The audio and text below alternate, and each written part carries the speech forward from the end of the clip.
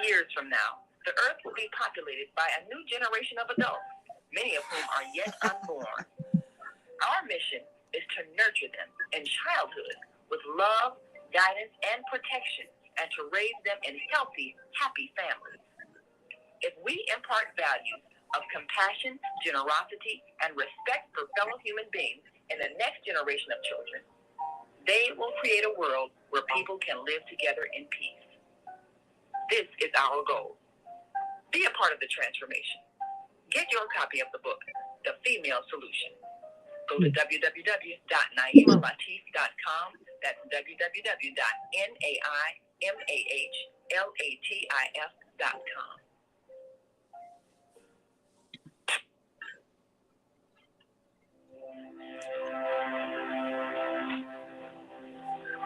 Do you want to live in a world without war? Join our global peace movement.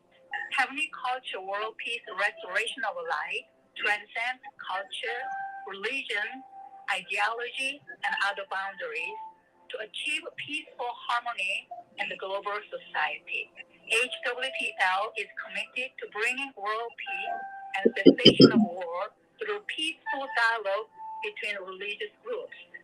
I am Director Shin-Suk Kim of the HWPL Chicago branch of North America. Join us for our next gathering. Call 773-580-1501 and be a part of the movement for world peace. Email us at chicagohwpl@gmail.com. To help us make a difference in the life of the student, we need you to spread the word that CWSC is offering.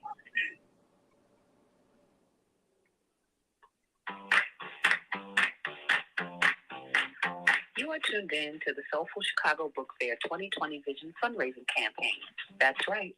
You can support the vision of reviving Black literary excellence in this city by simply taking your $20 or more and donating it on our website. Visit www.soulfulchicagobookfair.com and click the Donate tab on our homepage, or give us a call at 646-359-6605, and we welcome you, helping us breathe literary life into the South Side of Chicago.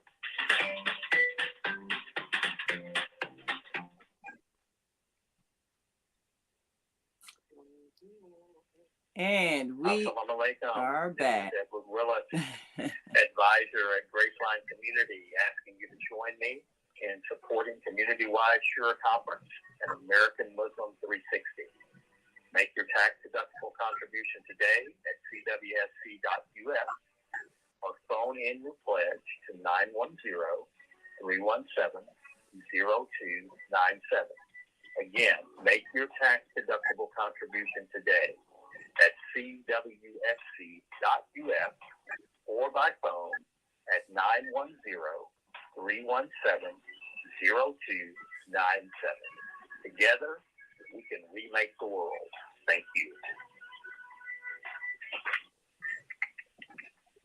All right. And we are back. I'm Delicious Umar Phillips, producer of the Dynamic program, preparing to make it in the land of plenty. Someone is playing PSA from Studio 4 here. Okay. Okay, no problem. We have we have overcome quite a few challenges today, so that's fine. Yes. So on Wednesdays, let me let our guests here on our Facebook and YouTube channel know. On Wednesdays, we're on 2 different radio stations. We're actually broadcasting simultaneously on American Muslim 360 channel, along with the Female Solution. So generally, when we go to commercial break, they play a set of commercials, we play a set of commercials.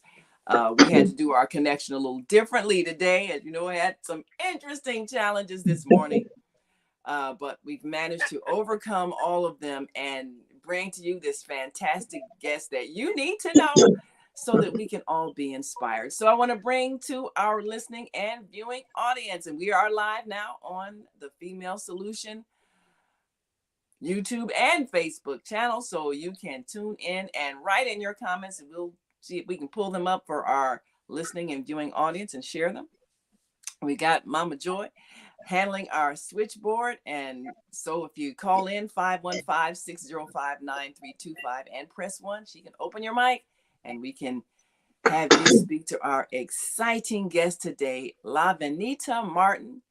And her company is one that you can see in major places. It's vending machines, and she's got some products that you don't always see in vending machines, but are definitely needed. So thank you for joining us today, Lavenita Martin. Thank you so much for joining us today on the Female Solution Global Radio TV show. Thank you so much for inviting me. I appreciate it. Yes, we're hey, and we got applause. All righty. Thank you. Now I'm gonna see if I can raise volume just to make sure we can hear us both. Okay, yeah. All right, yeah, I think that's better. Okay. All right. Oh, fantastic. Yes, now we hear your wonderful voice. So now, Lavenita, give us some background as to what was the inspirational moment that made you create your company. Tell us the story, please. Okay. How far back do you want me to go? Well, I guess maybe, back to the moment when, you realized that this was a need and, decided. Okay. Well, let me go back maybe just a little bit before I actually realized what the need was. I like to begin with the fact that I have always, as a child, had an entrepreneurial spirit. I didn't know that's what it was, but fast forward, I realized that I had that as a child. And I was always trying to create something where I could generate some type of revenue. But by not having any type of, professional knowledge, so to speak, I would always start something and stop. But the desire was always there to create something where I could generate some type of money. So I began attending a church that offered business classes, specifically, to create and develop a business. And so I started attending this class. And before I made the decision to start the class, there was a minister at my church that was very inspirational when it comes to trying to start businesses. And he made a comment that I grabbed a hold of and I implemented it. And that was, he said, I guarantee you, if you pray for the next 30 days for a business idea, that God will give it to you. And I've heard people say those type of things before and never really try to implement anything. But for some reason, I grabbed a hold of that and I did it. And that was in November of 2008. And I prayed for 30 days and, God gave me a business idea. It wasn't anything elaborate, shouting, screaming, and jumping. It was just a quick little prayer. So fast forward to June of 2009, I was at Walmart with my daughter and my granddaughter. And at the time, my granddaughter was about 14 months old. She was still wearing diapers. And my daughter, she says, Mom, I only have one diaper. And that was a crisis for us because we were not anywhere near our home, and we weren't even planning on going home. We were at Walmart to get a couple of items for a family event that we were about to attend. And so out of desperation, we began to look around Walmart to see if we could find a small quantity of diapers because, obviously we had diapers at home, but we couldn't find anything. And out of desperation, before we were about to leave the store, we went back to the baby department just to see maybe perhaps we overlooked something. And lo and behold, we noticed that a package of diapers was open. Um, and so my daughter, she looked at me like, okay, I think we got a problem solved here. And she was about to go over there and grab some. And I was like, no. I said, if you take those diapers, that's considered stealing and we won't be blessed. And as soon as I made that comment, that's when a light bulb went off. It's like, wow, okay, this is a problem and I want you to solve it. I heard that deep in my spirit. This is a problem and I want you to solve it. And when I heard that in my spirit, I became so excited. Instead of just, blowing it off, I received it. I was like, oh, okay, yeah, this is a problem because look, somebody else was in the store prior to, us being in here, and they decided, we need some diapers so bad that we're going to actually take some. And so fast forward, that's when I started attending business school because, I had tried different things in the past regarding the business and it wasn't successful, or either I just gave up on it, or the inspiration was gone, or whatever you want to call it. I just would drop it. But this particular situation was, I truly believe, was God inspired, God ordained, basically because of the way it all came about. So I went to business school, and the class that I was in, we were always motivating each other. When we finish school, we're going to launch our business. We're going to be successful. I was hearing all these positive things, and I held on to it. I took it seriously because I said, yes, this time I'm going to move forward and nothing's going to stop me, not unless, God says turn left, then I'm going to turn left. Other than that, I'm going forward with this business. And so sure enough, we graduated in June. And by December of that same year, I launched my very first vending machine at a mall out here in the south suburbs. And pretty much everything else is history in a sense. I mean, of course, I can go into more details, but that was when I launched my very first machine, which was in December of 2010. I launched my very first machine. And I also want to just interject that in my vending machine, I have more than just diapers. I have diaper bag essentials, because I realized that yeah, we needed diapers at that moment, but there are also situations, because as a grandmother and a mom, I would find myself in situations where we lost the pacifier. And my granddaughter, if she didn't have that pacifier, it was trouble. The whole day, Yeah. it was just time to go home, because it was over with. Or either try to go someplace and get another pacifier, but depending on where you are, that may not be logical. So with that being said, I offer diaper bag essentials such as the diapers, wipes, pacifiers, baby bottles. Anything that you would pretty much put in your diaper bag is in the machine. I also include snacks. I have an array of snacks, because I also try to provide not only snacks that will work for a baby or an infant, but also for older people like ourselves. Mm-hmm. Especially if a mom is stressed out. Oh man, I found this diaper. I'm so happy. I'm excited. I got the pacifier. I need a candy bar break. Well, I need some potato chips real quick. So I have those items in there as well. So like I said, my first machine was launched in a mall in the south suburbs in 2010.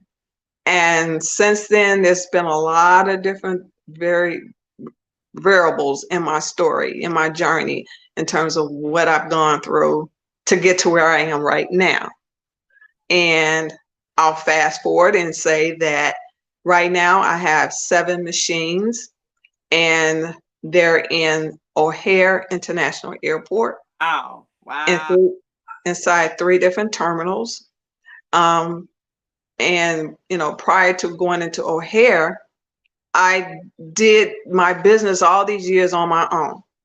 I didn't hire anybody. I did everything. I serviced the machines. I bought the product for the machine. I did inventory, upkeep, just everything. I did it all. I wore all the hats to maintaining my business for all of these years until I entered in O'Hare.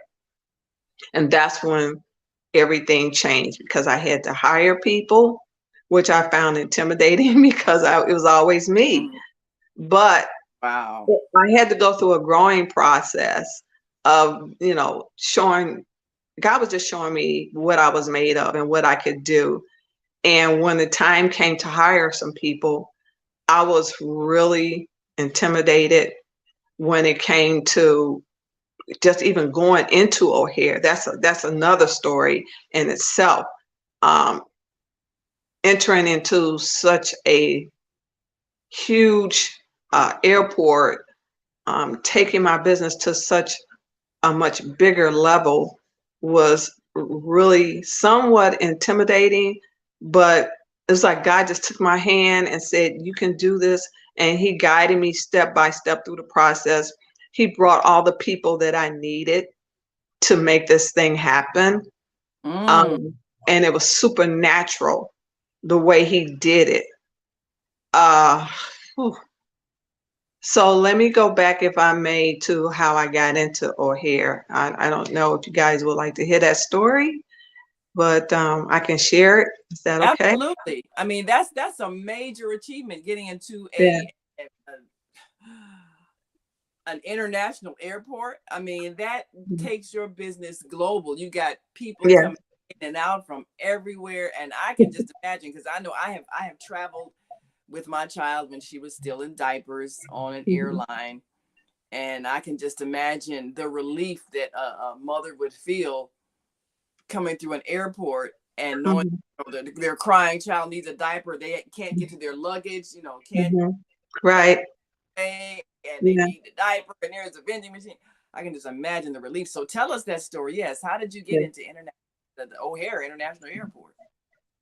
Well, I started going through the process maybe about 3 years into being a businesswoman.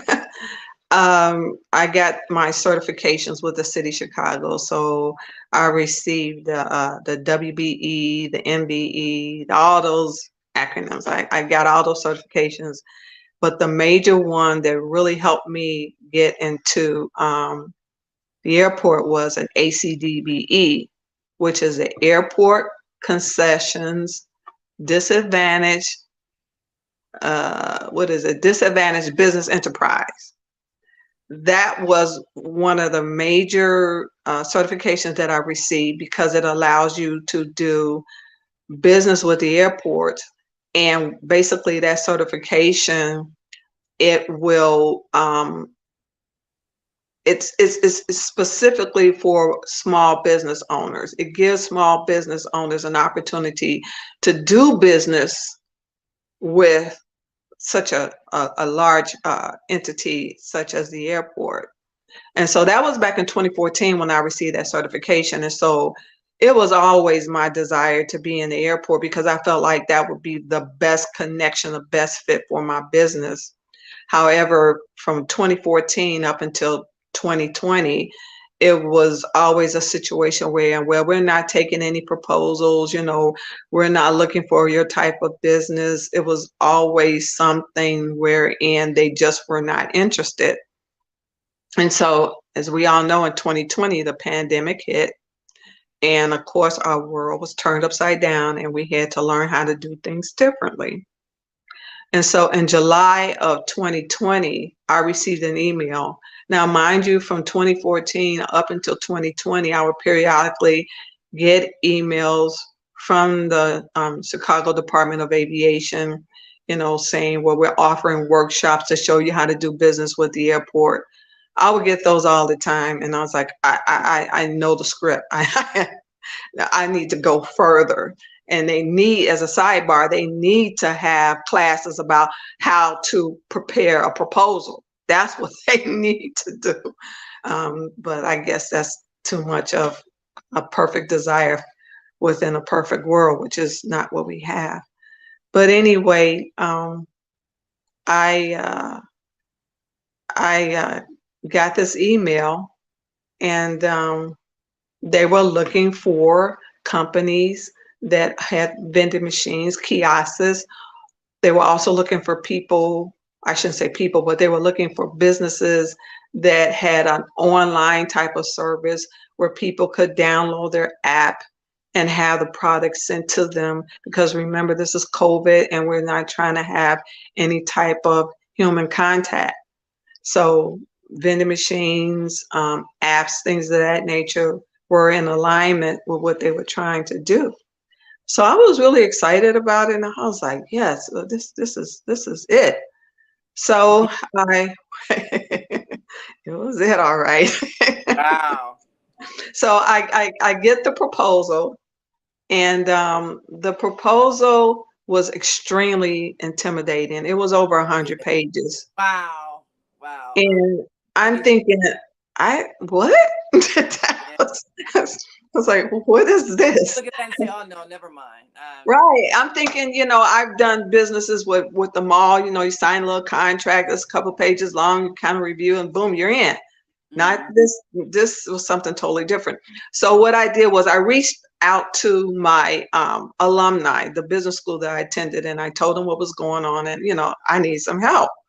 And so they kind of gave me a spiel about what you need to do. And, I've Well, seen proposals that were 300 pages long, you can well, do it. what are some of the words of advice they gave you about this 100-page proposal? How can you do it? Just, well, They were basically just saying, just answer the questions. And I said to myself, well, that's what I'm doing. But I felt like something was missing. It should be more than just that. And some of the wording was intimidating because I wasn't quite sure what they meant. And mm, it's like there was nobody that could call and say, well, could you read question number 54, because I'm not quite sure exactly what they're saying, what it is that they need from me. There was mm, nobody to really help me with that. And I yeah. couldn't reach out to Chicago Department of Aviation because they had thousands of people. Now they did have a format set up wherein between the 10th and maybe the 30th, or less than that, the window was very small, where if you had any questions, you could reach out to them. Well, I mean, come on. I need more than that. I need someone to He's basically a sit tutor. beside me and Yes. kind of go through a step by step. So anyway, when I reached out to the school, like I said, they said, just answer the questions. So I started doing it. I answered the questions and I sent it off. And I think, yeah, I sent it off. Well, first No, of all, wait. Let me just say this. Before I even sent off the questions, based on the information that he gave, when he told me that, I told myself, I can't do this. No, the forget 100 it. pages of questions, don't I, understand the words. No, I can't do it. I'll just, there'll be another opportunity. I'm not gonna do this. So the proposal set for 2 weeks. Then Wow. finally I heard in my spirit, you know what? You'll never know what the result will be if you don't try. That's right. That's right. So I started answering the questions. I sent it to him, So and he can you remember any of the questions that you can give us an example of what kind of questions you had to answer on this 100-page proposal to get this vending machine into international, O'Hare International Airport? I really can't remember. Your name. I know they Business. wanted to know about when did you start the business? What kind of products are you offering? What's the price range? Those are some of the basic things that I remember because I had quick answers for those. But Yeah. then, they wanted to know what percentage are you ACDB and how much percentage are you willing to give off? And I'm like, what? Oh, okay. It was just things that I wasn't. I know I have a certification, but when you start digging deeper about the percentage that I own, well, I know I'm 100% because it's only me. Well, how much are you willing to give up? Well, I really don't want to give up anything, but is that a good answer to tell them? Should I say, I'm willing to give up 30%? I didn't really know. Yeah. So Yeah. those are certain things that I wasn't really sure because I wanted to make sure that I was real and authentic and not cut my own throat in a sense, but I wanted to be fair. And I really didn't know what the barriers were, I didn't know how to negotiate that. But anyway, as I continued to answer these questions, I submitted the information, and he basically was like, that's not it. It's like, what? So I looked at it again, and I was like, okay, if he's saying this not it, then I'm gonna do it the way I think.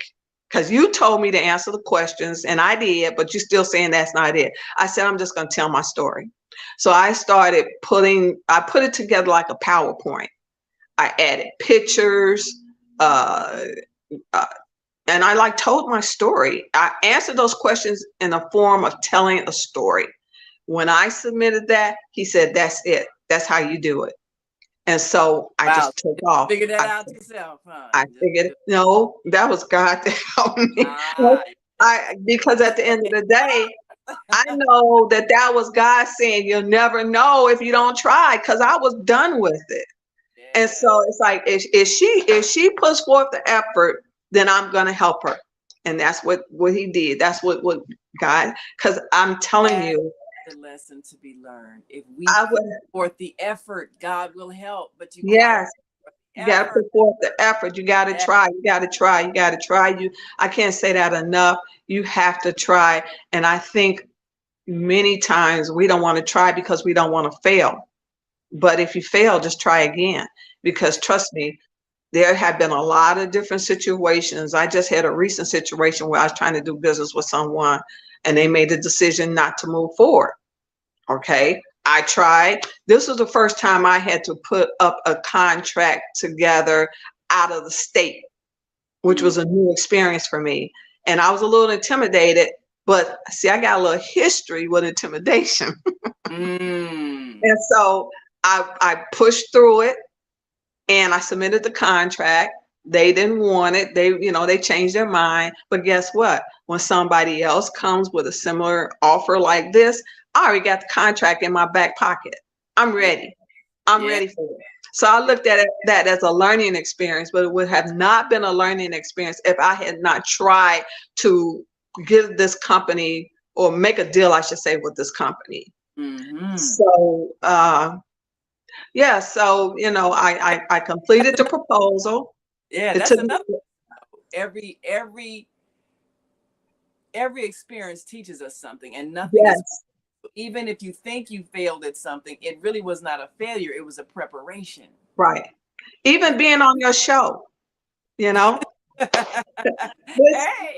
is like my third radio interview. And I remember when I had my first one, of course, it was during a situation where we weren't Zooming or anything. And I was so nervous. I was so nervous. And you couldn't even see my face back then. It was just hearing my voice. I was still nervous. But now I was like, okay, yeah, let's do this. I'm ready. Perfect. And I definitely want to thank you for your patience. Behind the scenes, things happen. You have no idea. But my philosophy always, the show must go on. Right. So we make it happen no matter what. That's right. And that's what I had to do with that, with the contract. I had to get it together. It took me 30 days. And one of the highlights of that process was my daughter came by, and the proposal was laying on the bed because I had to ship it off the next day. She picks it up and she thumbs through it. She's like, man, Mom, I never could have done this. She said, you did it. Wow. Like, yeah, I did. I got it done. And it was funny, once I sent it off, it was like maybe 30 days later, I'm calling them. I was like, okay, so did you guys get the proposal? What do you think? What do you think? It's like, Miss Martin, it's going to take us a while before we can get back with you. In other words, go somewhere and sit down and chill. Just wait. Just wait. But, after I did all that work, I want some feedback, like today, okay? Tell me something. Was it good? Right. But you know what? In hindsight, it wasn't that long before they reached out to me. I had to submit I submitted the proposal October the 2nd. And on December the 14th, they reached out to me. And they said, we looked at your proposal and we want to interview you. I was like, okay, you want to interview me? Okay, this is looking good. They didn't say we want you, but you want to talk to me? Okay, let's talk. So we had the interview January 6th. And then, okay, another waiting game. We'll get back with you. So on March the 12th of 2021, I opened up my email. It was on a Friday, and guess where I was? I was in Walmart's parking lot waiting for them to drop off some groceries in my car because we were still in the midst of the pandemic. But did you hear what I said? I was in Walmart. Wow. Wow. And guess who was sitting beside me in the car? My granddaughter. Wow. That is I amazing. opened up the email and they said, congratulations. We want to, we want to offer an opportunity to be in the airport. It is under the conditions that the city has to vote you in. But we want you. And so we'll get back with you in terms of when we'll have the vote, because the city council has to vote you in. Oh. And when I started reading that, Naima, tears just started flowing down my eyes. Wow, you about to make me cry. Wow. My backdrop is about to fall, you guys. Hold on. I got to fix this. Okay. Hold on. Well, one of the things that we are really excited about is the fact that I'll just take it down. That we have a real success story here, and that is exciting for everybody to know that if you put forth the effort, you can do it. And that's the lesson we all need to learn. How many of us don't move our businesses forward because we're intimidated by some paperwork? Mm-hmm. First thing they start asking you, will give us 10 years tax returns, give us 5 years tax returns. Yeah. How many of us are so raggedy with our taxes? We don't have file it. We don't know if we filed it right. Don't file at all because, people trying to figure, well, if I file the taxes, then I'll owe money. I can't afford to pay any, all kinds of things. Mm-hmm. How many of us won't get incorporated or get an official business license to be legit because we're afraid of the government. We're afraid of the IRS. So we're, doing cash-based business where there's no tracing of how much we make. So if we were asked to document our income, we don't have any paperwork. I mean, how many of us are doing this year after year after year? So we can't take our businesses to that next level. And this is where we get stuck. So I'm so glad that you're taking us through this process, because there's so many people who are in business, but they haven't done the things that would give them the tools they need to take their business to that higher level where they can negotiate contracts with major government entities, because they don't have the paperwork and they're afraid because maybe they didn't go to business school. Maybe they don't have any mentors they can ask for advice. And so and like many of us, first time entrepreneurs in our families, we don't have any family members that can tell us how to do this. They're telling us, well, just forget that stuff and get a job. So, we go through trial and error, and when we make mistakes and lose money, because every mistake in a business, you've lost money, then we get discouraged, and then people talk about us. See, I told you, just leave that stuff alone and go on and get you a job. But realize every job is created by somebody who had the business. There you go. Created. So Kareem, would you like to we got to take a break, and then when we come back we'll get some comments from our co-host and Mama Joy. Let us know if we've got any callers on the switchboard. And you are listening to and watching the Female Solution Global Radio TV show, and we're talking to businesswoman Lavenita Martin, and she's got a business that many of us need, and she's taking her company to the next level, and you can.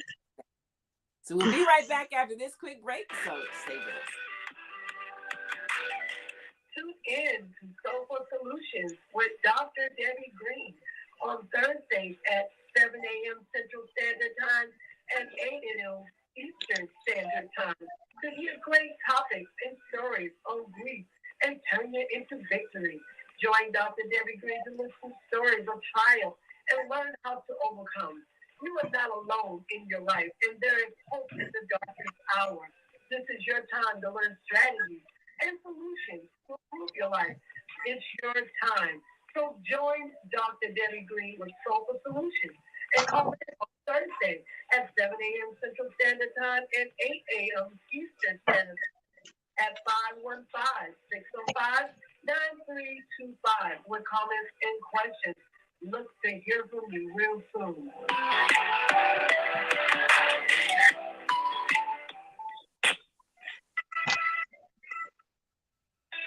Hey, it's time to take charge of your health.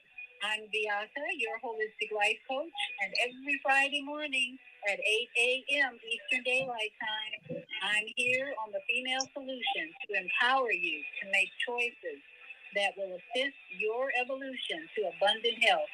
I'm also blogging every Sunday evening at 8 p.m. Eastern Daylight Time at Soul Purpose Healing, where I bring you a spiritual chiropractic adjustment to bring you back into alignment with our Creator's love, compassion, and wisdom. Join me every Friday morning at 8 a.m. and Sunday evening at 8 p.m.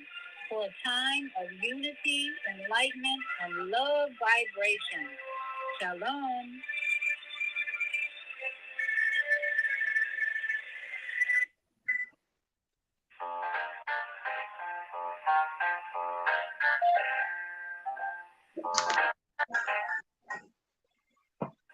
Have you ever dreamed of going to exotic places, meeting fascinating people, enjoying uplifting music, and spending nights in a luxurious hotel? Do you look forward to a relaxing vacation where you can walk along the beach or sit in a quiet park and enjoy the sunset or sunrise? Whether you're flying around the world or driving across the country, we will share travel tips that will help you stay safe while you enjoy the journey. Join me every third Saturday of the month, 12 noon to 2 p.m. Central Standard Time, and move around with the board here on the Female Solution Show. Call in and comment 515-605-9325 and press 1 to speak. So I don't have a way to you know. So we'll just have to see what we do. Yeah, but it's happening. What is happening here is overlapping. Yes, things are overlapping at the same time. Yeah, but I can. And we are back. You're listening to and watching the Female Solution Global Radio TV show. And we've got businesswoman Lavenita Martin. And we're excited. So,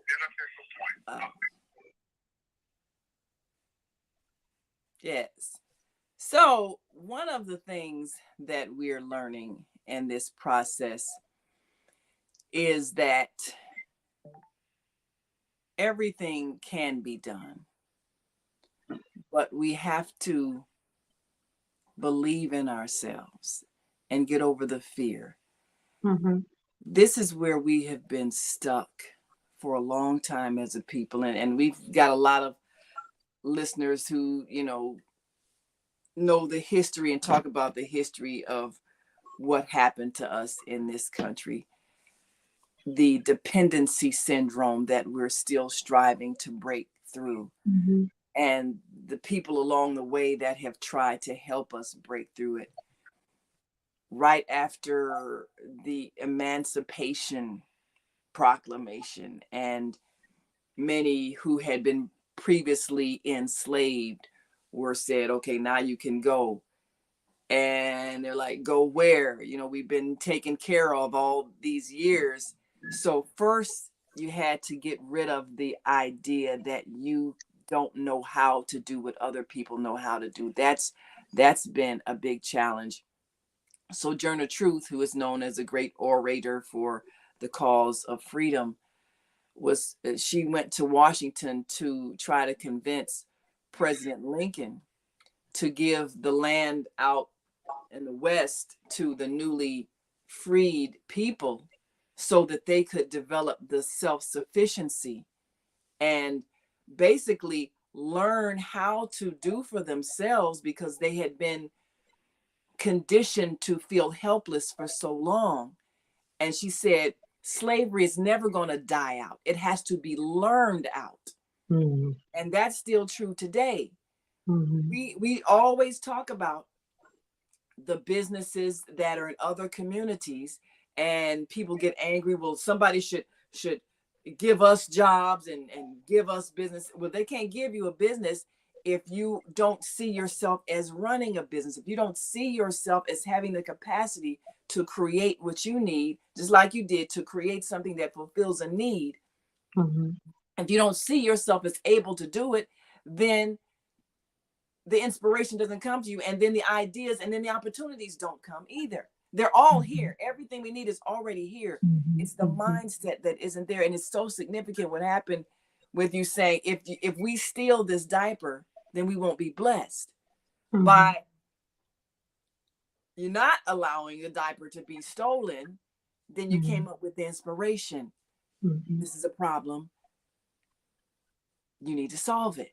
And now you have a business that solves the problem.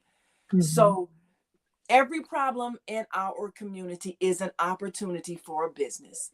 And how often do we, matter of fact, one of our longtime listeners, L.A. Davis from Central Florida, he's always telling us this story of how there was this abandoned building sat vacant for, decades. And then one night, overnight, this group of Hispanics came in, and they came in with their saw, their lumber and saws and hammers and nails and everything, and they remodeled this house overnight. Wow. And made it habitable and sold it, rented it out. I mean, it had been sitting there vacant and dilapidated all the time. Nobody in the Black community thought to just renovate it. Get together with all your carpenters, your electricians and plumbers, just combine your skills and revitalize this house and make it habitable. Nobody thought to do it. Someone else whose mind had not been conditioned to be dependent saw an opportunity in that abandoned house as income property, and came and made it happen overnight. They remodeled that house. And so the man that was telling the story, he literally broke in tears, because the realization was that we are so damaged mentally, we can't see opportunities and make it happen, and other people do it like it's nothing. So we got to think, well, what is it that's keeping us angry at everybody else because they won't give us a job, instead of creating the thing that we need? Because with every problem is an opportunity to solve it. That's what businesses do. They solve problems. So you've demonstrated how to overcome one of the biggest blocks that we have, and that's fear of our own inadequacy. And we will blame racism and everything else. And you could have looked at that and looked at that 100-page proposal and said, oh, this is racist. They just don't want to have it, and put it down and never picked it up again. Because that's what we do. When somebody gives us a stack of papers and say, well, provide us this documentation, answer these questions, we freeze. And then we call names and get mad and don't do it. And then we call name to the foreigners who come in, and they got the concession stands and everything at at all the public transportation sites, and we're hollering racism because we didn't think to pull our people together and open a concession stand at the transportation sites. People getting on and off trains are gonna be hungry. Somebody thought, why not put a little shop here, and you can get newspaper, you buy snacks. Simple. They solved the problem. We could have done it. We didn't do it, and now we're mad because they did it, and then we want to holler racism. It's not racism. Yeah. It's Well, I was just going to say, it's interesting what you're saying, because city council had to vote my business and about 9 other businesses that they accepted the proposals. They had to vote us in. And so there were a couple of African-American businesses, and I think there may have been maybe one Hispanic business. It was 9 companies. And so, like I said, we had aldermen from across the city, and they had to vote us in. And so there was one particular alderman who was very upset. He felt that the Hispanic community did not get the fair, they did not get the emails, they did not get an opportunity to try and, take part in this opportunity. And Yes. so he's like, before I vote, I need to go and check with some different people, I guess part of his office or his staff, to find out, when was this email sent out and how Mm-hmm. where was it sent. He wanted more detailed information about this because he felt that there were the Hispanic community was not informed and that it wasn't fair. And so he came back on because he left the call. He came back on when it was time to vote, and so he voted no against us going in. But Really? fortunately, he was part of the minority, Mm. because obviously, everybody else voted yes. But he just felt that the whole process was not fair. And I thought to myself, well, there it wasn't like there weren't any Hispanic businesses that got that opportunity or that actually got in. I can't remember the numbers. I had to look at some paperwork, but he was ready to say, well, it's not fair. You let all the Hispanic community know. And so, I hear what you're saying in terms of, people want to jump on the racist card type of thing. It's not politically fair or whatever the case may be.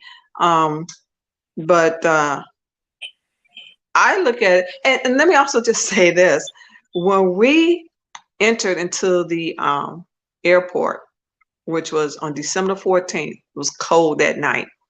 Mm. And we were really hustling, trying to get it in. We had to put in 4 machines. I started out with 4, and about 3 or 4 months later, I should say, I put in the other 3 to give me a total of 7.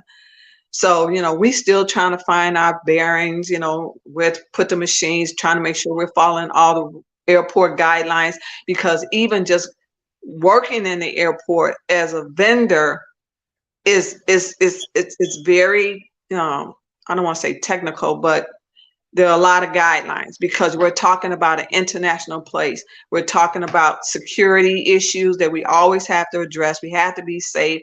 So you can't just come walking up in there with anybody talking about, this my buddy, he gonna help me out type of thing. You have to Mm. follow the protocol. And Yeah. so by us being new, we wanted to make sure that we were doing everything, get it done accurately, get it done correct. And it was a lot of pressure. We were very stressed out, and it was late at night. So anyway, we finally finished, and I was walking past a group of people who happened to be of a different race from myself, Mm-hmm. a group of guys, and they walked past me and they were having a conversation. And I heard one guy say, "Why they bringing all these vending machines up in here?" And one of the guys says, "Oh, well, they got to let those minorities in. They got to let them in." And I thought to myself, Wow. you know what? Yeah, they do. And I'm glad they did. And I'm going to come up in here and I'm going to show you how we minorities going to rock this thing. That's right. Yes. Like we shouldn't have this opportunity. I Why know. not? Hey, that's right. They're letting all Applause. these Hey. minorities in. They letting these minorities in, okay? And as a sidebar, I did, I think that some people were kind of concerned about me coming in, would I be able to handle it, you know? Yeah. Um, and but God, he got my back. He, like I said earlier, he gave me all the resources that I need. I have an amazing team of only Wow. two guys that work with me, Yeah. and they TCK Solutions, that's the name of the company, Mm-hmm. and they are phenomenal. They have my back, not 100%, but 1,000%. When Mm. my machines go down, they're there. If something doesn't look right at the airport, they're on, Miss Martin, this is going on, that's going on. They're my right hand men. They are amazing. They are amazing. And it's not always easy to get good help. Yeah. And No. I, without even really looking, they kind of like fell in my lap, you That's know. great. And That, when before I went in, I just got to put this in there. I gotta tell you guys about TCK Solutions. When I found out that I had this contract, and this just goes to show you how when it's something that's for you, and you're in a proper alignment, resources will come. You just got to believe it. You just can't just say, oh, it's not. No, just hold on. That's another thing we got to learn is patience. Got to yeah, be patient, patience and discipline and yeah, consistency. absolutely, absolutely. So here I am with this proposal. Well, this was actually before they even confirmed it that I was in. But I was like, I'm thinking positive. I'm believing this. I said, I gotta get my machines ready because if they're going in the airport, I can't have them breaking down. My Right. machines were not brand new. They were used machines. Wow. So I wanted to put in some credit card readers because we're at the airport. I had one Right. credit card reader on the four machines that I had. Only one credit card reader. And Oh, so I was trying to find the guy that originally put the first one in. He was blowing me off. He didn't want to be bothered. He oh wasn't doing no. that type of work anymore. Oh So no. I'm pulling my hair out trying to find somebody That's that in a credit could card. help me. So I Yeah. reached out to my school again, and the guy that excuse me, that was helping me with the proposal, he's like, I know this guy. He's trying to start his business. He does small appliances now. Like we're talking about wash machines, things like that. Not a vending machine. Mm-hmm. However, maybe he can help you. I called him up. We talked. When we had our first conversation, I felt like I had known that man all my life. Wow. Wow. He didn't even seem like a stranger. So he comes over, he looks at the machine. He told me, he said, I've never done this before, but it's like a plug and play or plug and pull or whatever that technical, well, it's not technical, but that mechanical Yeah. terminology that they use. I was like, you can plug and play and pull and push. I don't care. But if you think you can do it, okay. That is. But, Yeah. so to make a long story short, he put the credit card readers in all of my machines. Wow. However, as we were going through this process, we were like, well, you need to tweak this, or you need to try to fix that, or this needs to be like this, just to really make them look really good. Do Yeah. you know he did all of that work for me, and it took a whole year Wow. from December of 2020. That's when I met him, and we went in December 2021. So all of 2021, we were basically rehabbing, rebuilding those machines. Wow. To now, when they go out there, we don't have to worry about anything breaking down because we pretty much rebuilt them. Wow. And the great thing about it was, this was a godsend because guess what? Once he put in those credit card machines, credit card readers, he didn't charge me for anything. For the Wow. rest of the labor. Because you know what? This is another thing the audience needs to be aware of. He saw a bigger picture Yes. than just putting in those credit card readers. Because guess what? I hired him just to put in those credit card readers, but now he's my side. He's my right-hand man. He works with me now. He ended up getting a job by Wow. making that sacrifice of helping me get in. He's like, Miss Martin, whatever it takes, I'm gonna get you in that airport. Wow. So fast forward, we're in, and now we're trying to figure out, well, who's gonna service these machines? He's like, I'll do it, and I'll bring on my nephew. So Wow. twice a week, they go out there and they service those machines. That's a regular job now. And if anybody knows those machines, he knows the machines because he rebuilt them. We built them. That's powerful. So now he does the restocking of all the Yes. Yes. items and everything. Yes. But I know my family has to come back in town in another month for my niece's graduation. I'm gonna have them look for your vending machine and just buy something out of there just because they're there. when you come to O'Hare, look for our machines. Buy something just because. Matter of fact, my niece has a baby that's still in diapers. Yeah, get a diaper out the machine. Get a candy bar. Get whatever. Yeah, buy something out these vending. Now, how can I find what is the title that's on your vending machines? Okay, so you can see the logos on the side. They're blue. They're blue machines, Yeah. and the company is Oops Diapers to Go, and it has a big baby's head All on as right. part of the logo. And they're in Terminal 3 and Terminal 1 and Terminal 2. So Right. they're on 3 different terminals. Yes. Yes. Oops Diapers and number 2 go. Oops Diapers to go. So yeah, look for those vending machines. We have our travel show on the third Saturday. Deborah, we're gonna make Mhm. sure we mention, like, if you're traveling, you're going on here, look for Oops Diapers to Go vending Yeah. machines. Yeah. And you know And what, Naima, I'm sorry, I you can't got it get your right, name. Naima. You got it. Yeah, you're right. I would like to just share something that really has turned my story full circle. Back in December during the Christmas holidays, I don't know if you guys remember, but we had a couple of snow issues where Yeah. people were like stuck No at the event. airport. Yes. Yeah. Yes, and we were so busy trying to keep those machines full, Wow. and we I bet. my crew went out there one night, and while they were there, one of the guys that works at the airport was like, "Yeah, we saw a newscaster talking about your vending machine." And I was like, Woo! "What? I didn't know anything about that." Wow. And well, what happened was, um, I think her name is Adriana. She's a newscaster on Mm. Channel 2. And she was traveling at O'Hare with her baby, Mm. and she ran out of diapers. She didn't Wow. have any diapers, and so she was trying to figure out what was she going to do. And they said, "Well, we have some diaper vending machines here at the airport."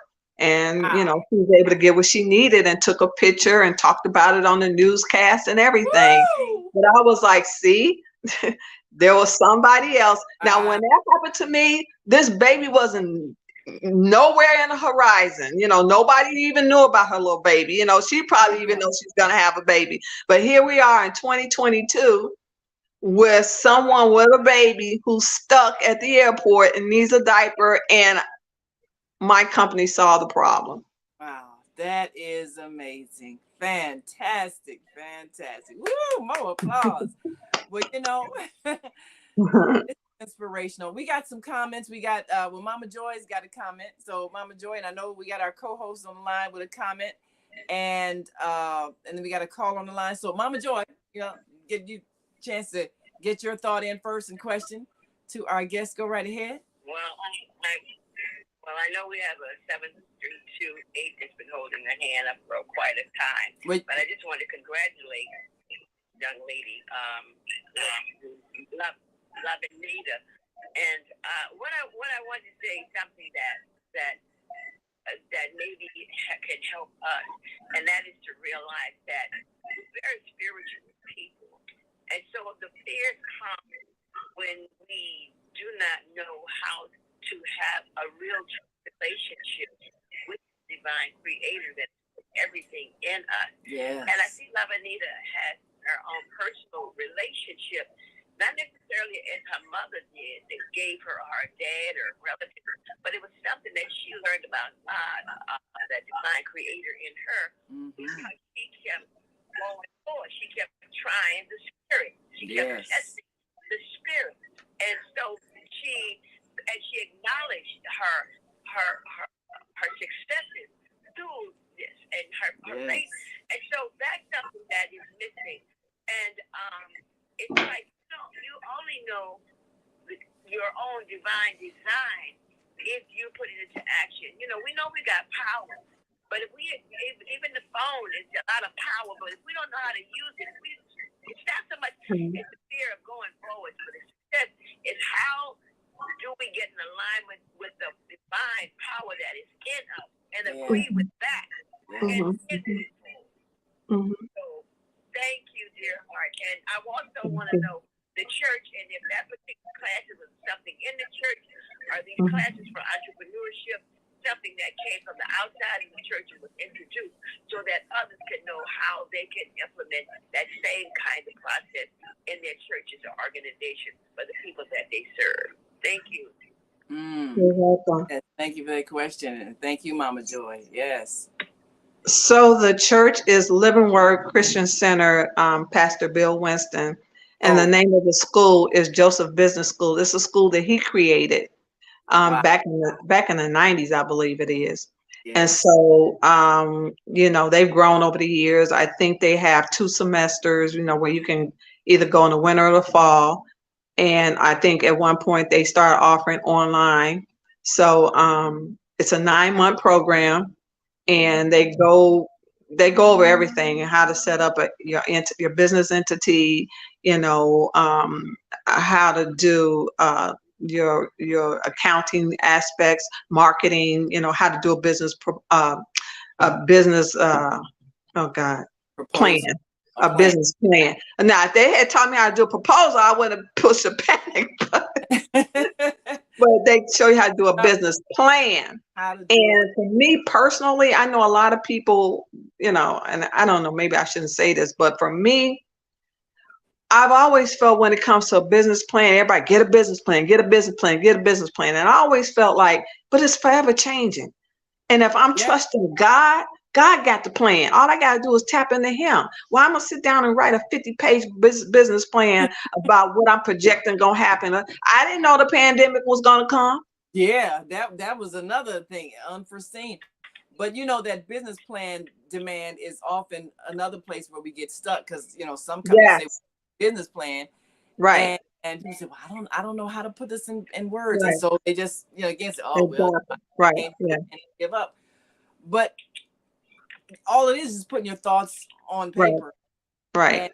and that can't be a thing that intimidates us because it Mhm. helps you think it out, and it Right, helps you foresee possible problems, and right. it also maybe even encourages you to reach out to some people. But now Bill Winston, he's very progressive, and I think we Mhm. interviewed him years and years ago on one of our other TV shows, The Media Yeah, Connection. I saw him. I saw him on your site where you had Oh interviewed yes, him. Yeah. yes, yes. Mhm, So mhm, this I would love for pastors who have all of these members mhm, to offer these kinds of things, help people mhm, become self-sufficient. That is mhm, our next challenge.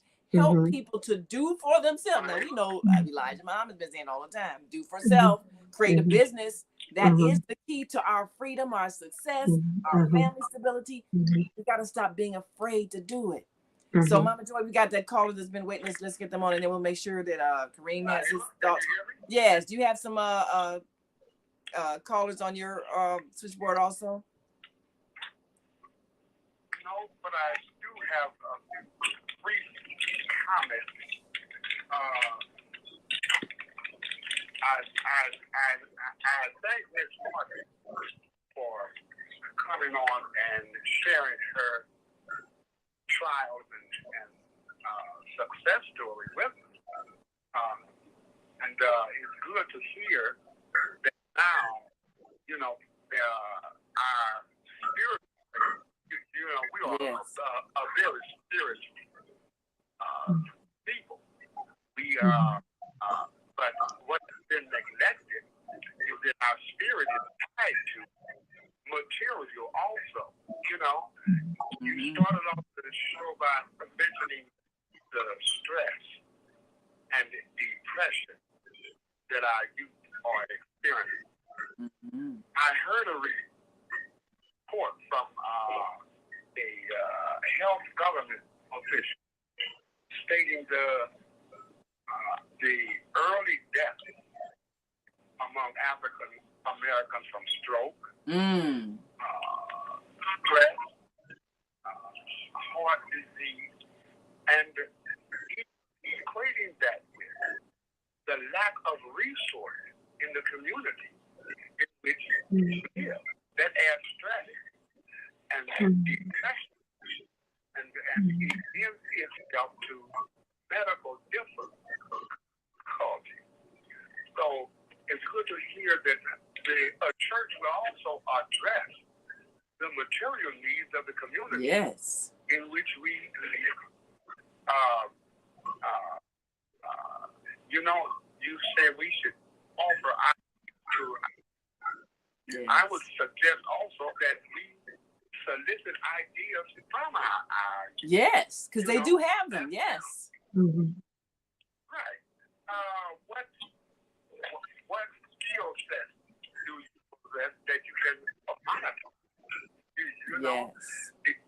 it sounds, but look at how this young lady's business has grown from a simple problem that we all can experience, running out of diapers for our children. Out of crisis comes idea. Yes. Mm-hmm. Meeting the needs of the community and the people that you live around. There are three basics that we need as human beings. That is food, clothing, shelter. We have in our inner cities, we as you mentioned earlier, and LA shared with us on a previous broadcast, a building that just sat empty. Mm-hmm. And his banks came in with skilled labor and revived that building. We have the same capacity inside of us. And also, don't fear failure. When you hear success stories from those that are very successful, along those stories, they will share with you how many times they failed. Yes. But they didn't give up. They didn't give up. As if failure is a step toward success. Learn from it, you know. Yes. So there's so much to say on this, but we have opportunities right where we live at. But let's inquire of our youth. What skills do you have? What do you want to do? You know? Absolutely. And help educate them along that line. Yes. And monetize those skills that they all have. Oh my God. So from out of difficulty is the relief. The relief is found in the difficulty. Yes. Every problem is an opportunity. Yes. And let's start thinking among our youth. Ask them instead of us telling them. To them. That's it. Seek fresh ideas from them. Yes. I'll stop right there, my sister. Yes, that's right. And congratulations. Thank you. May God continue to bless you. You are an inspiration to all of us. Absolutely. Yes. Thank you so much, Kareem. And Viata, our Friday host, says, yes, we need more classes on entrepreneurship, teaching how we can do this. Mama Joy, before we take a break, we're going to take that caller that's been holding a while, and then we'll go to our break, and I'll send you the commercials. Yeah, so let's open the mic for that caller. Thank you for your patience. 7324. How are you? Greetings, Global Transformer. Hey. Hi. All right. This is Mama D in Chicago, Grand Rising. Grand Rising. So regarding the mentality of we can't do what we have always done, but NAA's Indigenous Native American Africans forget they have had 344 years of federal laws against them as a people. And in 1954, segregation was ruled unconstitutional because it only existed to keep the status of the Negro down. And this was after 246 years of laws that made them a movable property thing called chattel. And the United Nations and former Presidents Bill Clinton and George Bush have said the vestiges still exist today. So we need to take that into consideration. Just like today in Chicago, the end of the city set up, purchased the houses with the red X's, and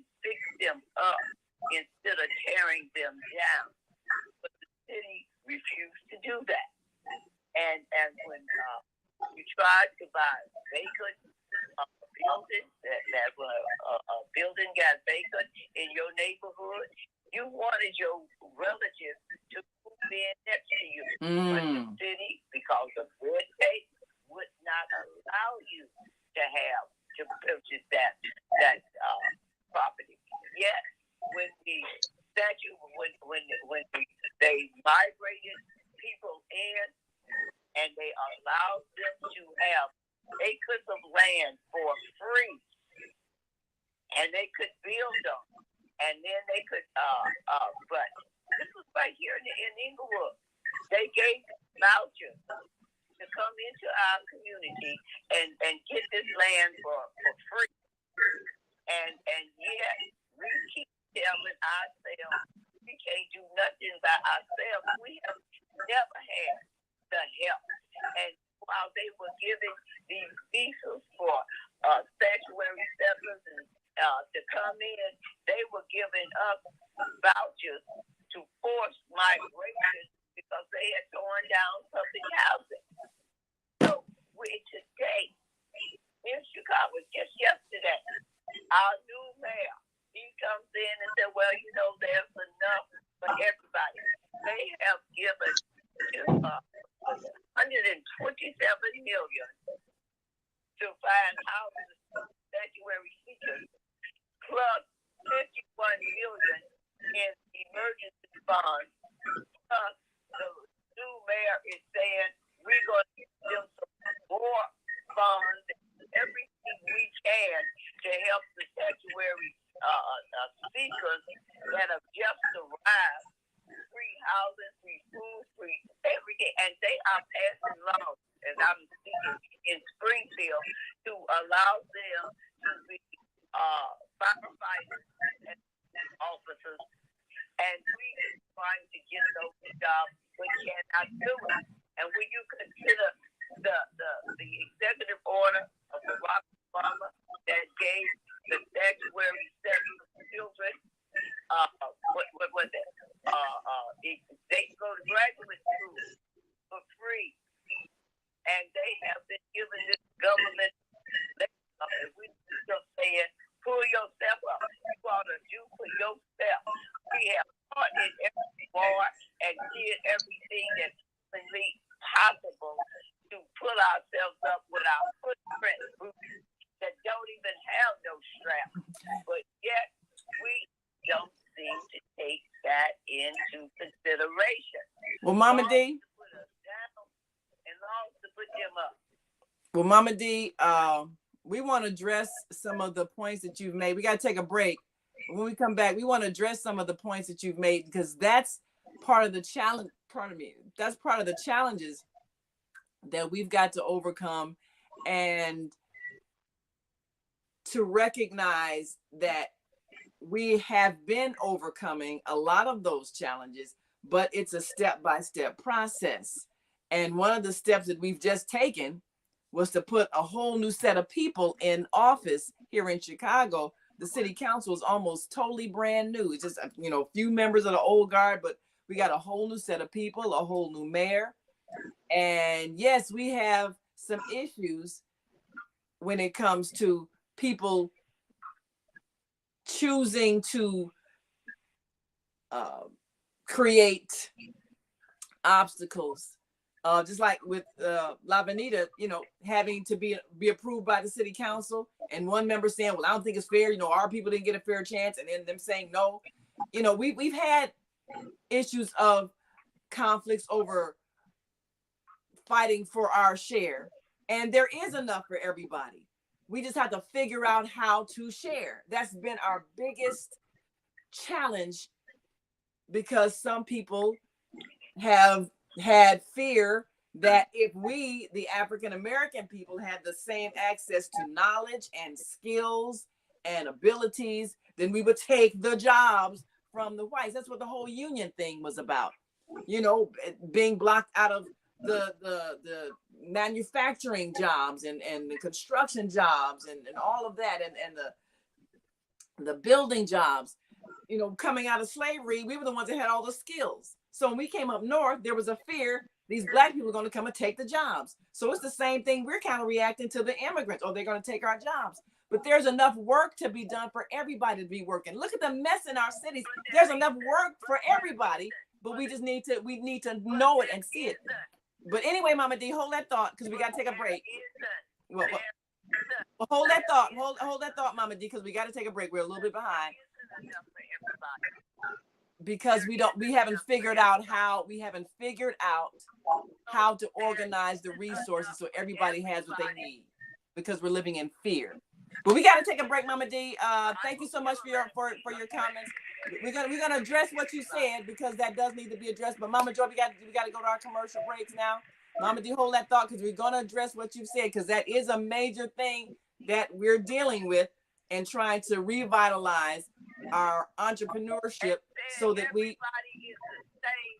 When you have 344 years of skin in the game, and they just got here yesterday, it's not the same. Well, we gotta talk about that. We gotta go, Mama D. We gotta take this break, and we gotta get our next commercials. So we'll be right back after this, and we'll talk about it. Watch us every day on the Media Connection at www.youtube.com/mediaconnection. YouTube it. We'll see you soon. There are people who choose to make a positive difference in the world. Our job is to bring you their story to motivate you to do the same. Join us each week, host John Alexander and Naima Latif, as we bring you the educators, entertainers, elected officials, religious leaders, and community activists whose works are transforming this world. Find out how you can make a difference too. Be inspired. Watch the Media Connection. Mondays at 5 p.m. and Tuesdays at 12 noon on cable TV, Channel 19 in Chicago. And other cities, check your local.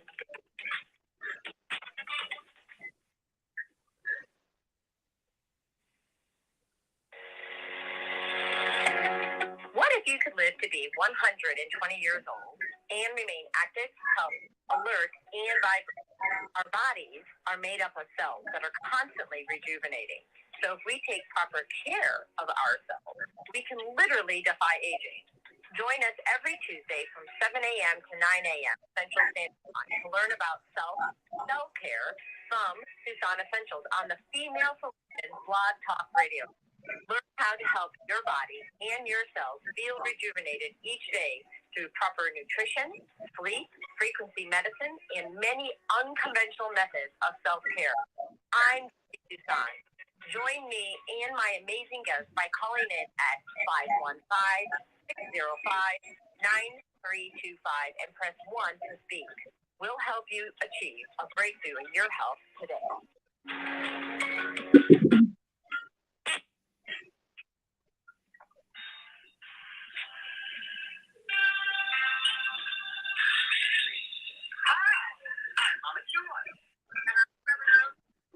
Join us every second Saturday of the month, 12 noon to 2 p.m.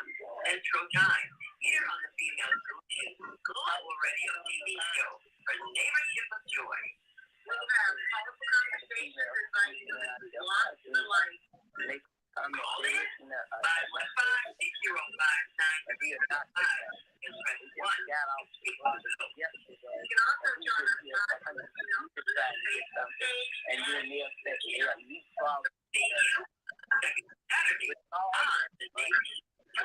Millions of dollars being spent.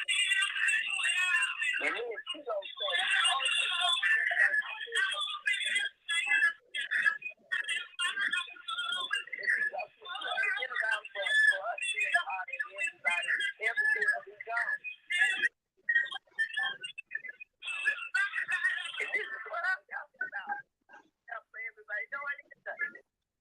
we wouldn't be on the bottom if it was enough for everybody.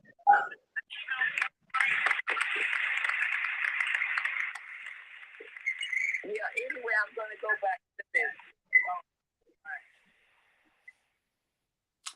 All right, we are back. You're listening to and watching the Female Solution Global Radio TV show. Now, I need you to mute all the mics, Mama Joy, so we don't get any background noises. We only got a couple of minutes left. And make sure you open up Kareem's mic just in case we got any callers on his line we haven't gotten to. But Mama D raised some issues that are of great concern to many people listening to shows like this, where we say, oh, you can do it, do for yourself. And I think of people like Booker T. Washington, who saw the challenge that we were facing coming out of a social condition in which people were believing that they had to keep African Americans in a position of subjugation, and knowing that we needed to evolve out of that and reestablish ourselves with the dignity and respect of all human beings. And so he founded Tuskegee. Mary McLeod Bethune founded Bethune-Cookman College. You had a lot of institutions that met a need. We need people to be educated. We need them to be skilled. We need them to be self-sufficient. That was the need. And we met the need. And we also met resistance. I mean, we know the stories of the lynchings and all of that, which led to the Great Migration North. So we know the history of what happened here and the ugliness that still exists here. We know it's here. How do we solve it? And solving the problem comes over time. First, changing the mindset. Getting the power to put people in positions of authority that will create laws that are fair. That's been a long time evolution. Just look at Barack Obama being the first African-American president and having to learn this whole global scheme of the money flow, the power of politics and warfare, and being a young man and having to manage all of this while the country was in a economic crisis. I remember in Michelle Obama's book when she talked about how she cried for 30 minutes after leaving the White House, just the relief of letting go of that stress of having to be perfect, because you're the first one setting the stage for how they're going to see us as having the power to lead a nation, and having to have that pressure all those years. But that's what it's about. We have to transform our condition and transform our thinking. If we go into it with a victim mentality, they did this to us, they're holding us back, they're trying to keep us down. If we do that, we will not hear the voice of God saying, I'm going to make you able to do this. We won't hear it. We won't hear God's voice because we're too busy listening to our anger, and we won't get the blessing. So if anything we should learn from Lavenita's story today is that it doesn't matter what other people do. If we got the backing of the Most High, that's who runs the world. Nobody else. When we remember that, then we can overcome what anybody else's racism, sexism, or classism wants to do, because we belong to the creator of the universe. And that's who makes the decisions, even though it's a struggle. But we got to know this so that we go forth with that energy of positive expectation. That's what we got to give to our youth. Right now, they're feeling the despair of people won't let us do things. People don't care about us. And that's what they're acting out. We got to change that energy by giving them the hope and the expectation that if we listen to them and they give us an idea, then we'll help them make it manifest. We have to help them see that there is a greater power than anybody else's meanness. And we can do that. That's right. So, Kareem, do you have any callers on your switchboard? I want to make sure I give our listeners a chance to speak their thoughts. Yes, we do. Okay. And we only have a few moments of broadcast time left. So please be succinct, go right to the point, because we have other callers on the line. Right. You got 30 seconds, whoever it is. 30 seconds, make your point, because we're going to move to the next one. Time yourself. 0667. You say the name of where you're calling from. Brother Muhammad from the Umm Muhammad by the way of Columbus, Georgia. Going to the title of the program, Women's Solution. When our Muslim women teach our children through the Quran, it's broad to whatever thing that they talk about. So I'm trying to cover it all in the short time as I can. If the Ummi can help teach the Quran like you're doing, and give it security. And our children will know that don't run for office. That we've been told if a person runs for a position representing God or helping somebody, that's the election. We have to get outside of this structure that we know is never good of all these years. Not only the 400, they have not been fair to the human being who believes in God. We have to remember also that we are the rule of Allah. Allah has put his rule in us. He has put his guidance and the words in us, put his deeds and actions to show other human beings that this is the correct way to go in pleasing your creator and being true to your soul. So that's the woman's solution really is what you're working on right now. You know, just pray a lot that you do. Excellent job like you continue to do. But our children need to know allow and all right. We can teach them that. Allahu Akbar. Well, thank you, brother. We appreciate that. We appreciate your comments. Thank you so much. Make this very clear. When we say Muslim, we mean all human beings. Every human being on this earth is not one segment. God sends help to the whole of humanity. I wanted to not separate us in this important matter that we're addressing. Absolutely. Minister Plump is with us. 312-671. Assalamu alaikum. Peace be unto you, Minister Plump. 312 Shalom.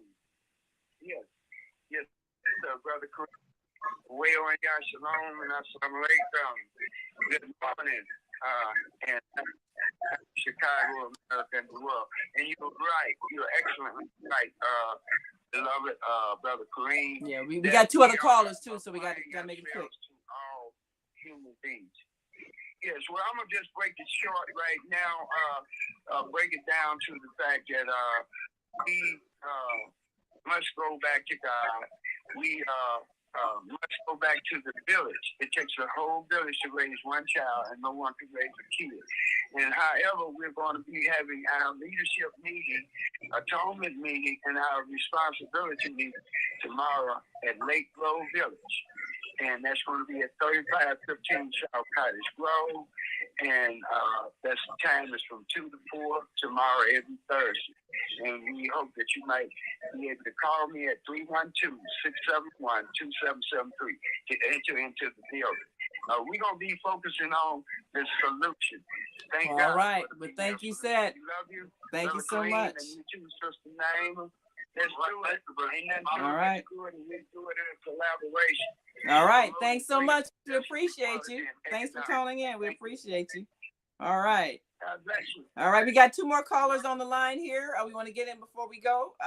Go ahead, Mama Joy. Open the mic. Somebody, just people haven't spoken yet because we only got a couple of minutes before we have to wrap up. So, yes. Any new callers in? Open the mic. Go right ahead, Mama Joy. All right. We have 7585. Assalamu alaikum. Walaikum salam. Okay, this is Basila Ali. I just want to say that the sanctuary city is something that's good for us as people because it's more than us that are in need of housing. So therefore, when Harold Washington created Chicago as a sanctuary city, I think it's a good thing. But what we're not doing as a people is eliminating blight and homelessness because there is a federal legislation called the Stuart B. McKinney Act, and it's the only federal legislation for the homeless. For example, we have all these abandoned buildings in our communities that have gone into foreclosures. Well, if you have a nonprofit or a religious organization, you can speak for those properties under the federal legislation and create housing for the homeless. And how I know emphatically is because Title IX of the Stuart B. McKinney Act was my proposal to the federal government to have veterans to repair those houses.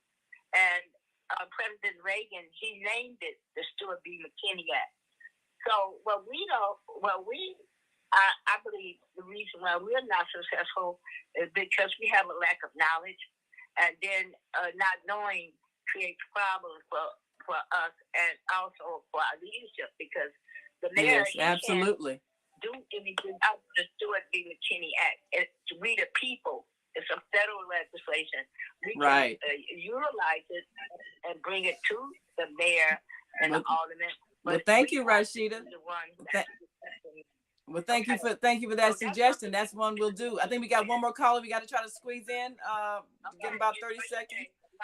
Thank you so much, Rashida. We will take that suggestion to the mayor. Every problem is an opportunity to create a solution. I think we can squeeze in that last one, Mama Joy. 4637.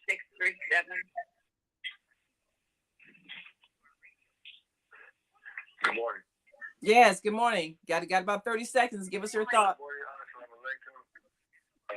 How is it greetings to everyone? I just had a quick question to ask in terms of our people. Mm-hmm. How is it that you're supposed to fit into a system that never even included you? They talk about a constitution. Nobody in that constitution was black. All those people that was 90 seconds. How does that allow for us to be a part of a system that didn't have to suit us? We need to do our own individual thing and step away from something that will never work for us. Well, there you go. Doesn't work. Well, thank you so much. We appreciate that thought, because that is a mark of independent thinking. If you would mute my mic, that will allow me to end the broadcast. Yes, Mama Joy, please mute his mic, and then we'll give our guest a chance to make a last comment before we go. Got about a minute left. So Lavenita, give us. What's your last four number?